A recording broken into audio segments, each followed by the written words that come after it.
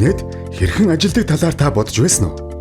Интернет гэдэг бол өгөгдлийг дамжуулах боломж бүхий харилцан холбогдсон асар том сүлжээ бөгөөд дэлхийг аалзны тор шиг бүрхсэн байдаг. Тэгвэл өгөгдөл хэрхэн аялдаг вэ? Бид аль компани үйлчлэгээ авч байгаа эсхээс хамаарат тухайн үйлчлэгээ үзүүлэгч компани тусламжтайгаар интернетийн холболт хийдэг. Эдгээр компаниуд нь танд интернетийн хандлт хийх боломжийг олгох үйлчлэгээ үзүүлдэг.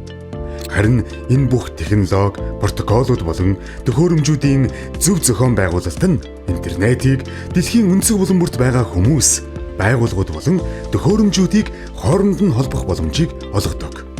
Интернет сүлжээний зарим бүрэлдэхүүн хэсгүүд. Рутер ба свич. Рутер нь интернетийг хүлээн авч свич рүү дамжуулдаг.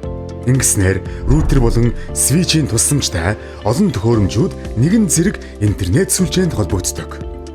Шилэн кабелүүд. Шилэн кабель нь орчин үеийн харилцаа холбооны дэд бүтцийн чухал хэсэг. Дата төвийн өндөр хурдны өгөгдөл дамжуулах серверээс эхлээд бааз станц, IPTV, байгууллагын интернет зэрэг өгөгдөл солилцох харилцаа холбоог бий болгодог юм. Энэ бүхэн яагаад чухал вэ гэвэл интернет сүлжээг ойлгох нь бидний амьдралын алхам бүрт хамааралтай байдаг билээ.